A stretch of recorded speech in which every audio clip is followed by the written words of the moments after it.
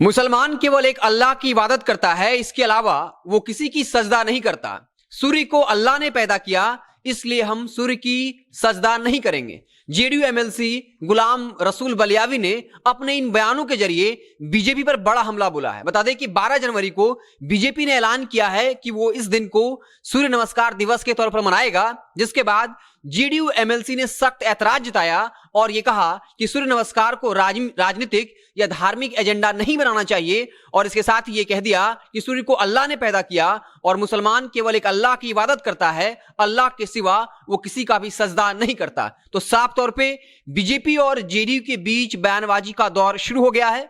खबर यह है कि लगातार जेडीयू कहीं ना कहीं बीजेपी के एजेंडे से परेशान है। पिछले ही दिन बीजेपी कोटे से मंत्री नीरज कुमार बबलू ने कहा कि जेडीयू और बीजेपी का अपना अपना एजेंडा है और एनडीए में रहते हुए दोनों पार्टी को अपने अपने एजेंडे पे काम करने का अधिकार है, हमारा अलग अलग एजेंडा है। जिसके बाद अब एक बार फिर से बीजेपी और जेडीयू आमने सामने है। बता दें कि बीजेपी पर लगातार जेडीयू एमएलसी बलियावी जो है हमलावर रहते हैं।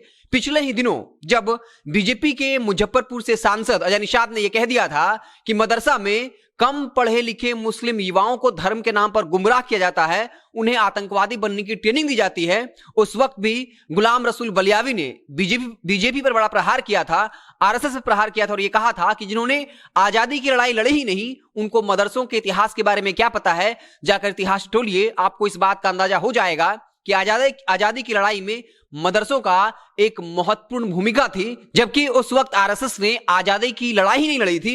इसके अलावा जब शराबबंदी को लेकर बीजेपी के विधायक लगातार हमलावर थे, उस वक्त भी गुलाम बलियावी ने कहा था कि बीजेपी के विधायक ऐसा लगता है नशे में रहते हैं, लेकिन पता यह करना पड़ेगा कि वो बयान देने से पहले नशा में रहते हैं या बयान देने के बाद। लेकिन इतना तो तय है कि बीजेपी के विधायक जो है वो नशे में रहते हैं। हालांकि उन्होंने ये कहा कि हम बीजेपी के विधायकों की बातों को नोटिस नहीं लेते, हमारा गठबंधन बीजेपी के साथ है। तो लगातार गुलाम रसूल बलियावी बीजेपी को लेकर हमलावर रहते हैं, लेकिन सवाल यह भी है कि उन्हें अगर बीजेपी आरएसएस के एजेंडे से इतनी ही दिक्कत है तो फिर उनकी पार्टी जेडीयू वो बीजेपी के साथ गठबंधन में सत्ता की मलाई क्यों खा रही है। इस सवाल का जवाब जो है गुलाम रसूल बलियावी को देना होगा। आपको बता दें कि लगातार अलग अलग मसलों को लेकर लगातार बीजेपी और जेडीयू में तनातनी है।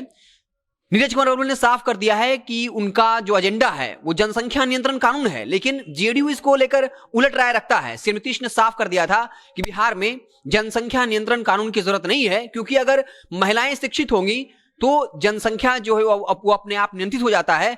और इसके साथ ही चीन का उदाहरण दिया था, जहां बताया था कि पहले वहां नियम था कि एक बच्चा ही पैदा करना होगा, जिसके बाद फिर चीन को अपना नियम बदलना पड़ा और फिर उसने 2 बच्चे पैदा करने की इजाजत दे दी। तो साफ तौर पे अनेक ऐसे मुद्दे हैं, अनेक ऐसे एजेंडा हैं जहां पर बीजेपी और जो जेडीयू है वो अलग अलग खड़ा है, लेकिन फिर भी नीतीश कुमार बीजेपी के साथ गठबंधन में है। लेकिन अब कहीं ना कहीं तमाम मसलों को लेकर दोनों के बीच में मतभेद जारी है, सियासी बयानबाजी शुरू हो गई है। जातीय जनगणना एक और मसला है जिसको लेकर सियासी दंगल मचा हुआ है। आरजेडी ने बाकायदा श्री नीतीश से कह दिया है कि आप बीजेपी का साथ छोड़ दीजिए, हम आपकी सरकार गिरने नहीं देंगे। अगर आप जातीय जनगणना विशेष राज्य के दर्जे को लेकर बीजेपी का साथ छोड़ते हैं तो आरजेडी सबसे बड़ी पार्टी होने के नाते आपके साथ खड़ी रहेगी, आपकी सरकार नहीं गिरने देगी। आपको बता दें कि लगातार जातीय जनगणना हुई विशेष राज्य का दर्जा, जहां बीजेपी साफ तौर पर कह रही है कि वो जातीय जनगणना के पक्ष में नहीं है, वहीं विशेष राज्य के दर्जे की मांग पर बीजेपी का हर छोटे से बड़ा नेता यह कह रहा है कि बिहार को विशेष राज्य के दर्जे की जरूरत है ही नहीं, जबकि जेडीयू के तमाम आलाकमान नेता कह रहे हैं कि बिहार को